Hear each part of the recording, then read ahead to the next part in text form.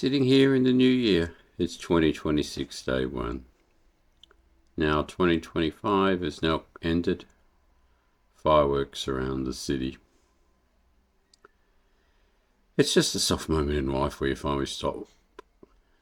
And you stop long enough to look back at the last year. We did have a chaotic year. Too much news to talk about. Too many issues, too many protests, a world in confusion. So, 2025 was a time to go back to the analogue, and I brought a typewriter. It's brand new. It's old technology. Has fresh keys. It's heavy. It's mechanical. And of course, it's unapologetically slow. So in a world that keeps asking me to move faster through chaos and disorder, this typewriter has just asked me to pause and take life in its moment. Each key press makes a sound. Each word commits itself to a page. There's no delete key. And of course there's no endless revision. Just every thought suddenly becomes permanent on paper. Now, a city has its own way of supporting that kind of thinking. A city never rushes you, the same way other people can do. A city hums, and it wanders.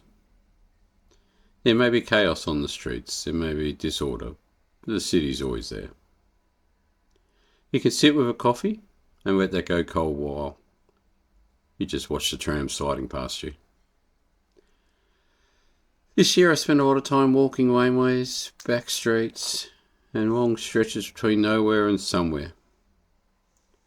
Some days the sky was just flat grey, but that's the city I live in. Other days, the light does bounce off the glass towers, and we always have wet pavement like the city was trying to remind me it was still alive. And at night when the city softens, I'd come home, roll a blank sheet into my typewriter, and start listening to my thoughts. Typing on a typewriter is not efficient. That's the whole point. You don't type thoughts you're not ready to own.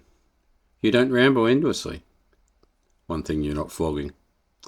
But of course, you think first. This year I typed about life, about time passing faster than I ever expected, about watching strangers with entire stories in a time it takes for a tram to stop. I typed about getting older, not in fear, but in awareness that my life is now getting past its time. That strange feeling when you realise you live more years beyond you now than lie ahead of you. And that makes ordinary moments feel heavier and richer now. So the clack of these keys became a kind of metronome, a rhythm for thinking clearly, and enjoying the moment that I still have with these typewriters. 2025 wasn't loud for me. It wasn't a massive win, there was no massive losses, and nothing too dramatic in my life. It was just a year of noticing, going with the flow, watching the world around me. I notice how quickly conversations end when phones appear. We live in a world of phone zombies. I notice how silence feels uncomfortable until you stay with it long enough. And I notice how often I'm rushing through days that I'll never get back. The typewriter didn't let me rush. It forced patience into my hands. Mistakes stayed visible. Crossed out words remain part of the story, and that all just feels honest and real. Life doesn't erase its mistakes either. It just layers over them. And maybe that's what this year taught me. We're not meant to be polished. We're meant to be real. Melbourne felt like a quiet collaborator this year.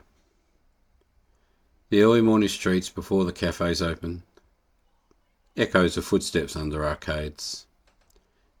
The way the city exhales as peak hour just begins. I'd sit near the window, typewriter beside me, watching people just as they move through their lives. Each of them is carrying their own private worries, their private hopes, and of course their own private dreams. And I'd think, we're all just passing through, trying to leave something behind that says, I was here, I felt this was my moment. So for me this year, 2025, it was something that was literally ink on paper. So as 2025 has ended, I don't feel the need to sum it up neatly. Some years aren't chapters, they're margins. Notes scribbled in the side of the page. Buying that typewriter didn't change my life, but it changed how I listened to my life. It reminded me that slowing down isn't falling behind, that thinking deeply is still a valuable idea. That stories don't need algorithms to matter. It's just keeping it real. So if there's one thing I'm carrying into the next year, it's this. 2026, there'll be less noise, more intention, more moments worth typing slowly. Because life moves fast enough on its own. Sometimes, the most radical thing you can do is just sit still and listen to the sound of your own thoughts and the clunk of the typewriter.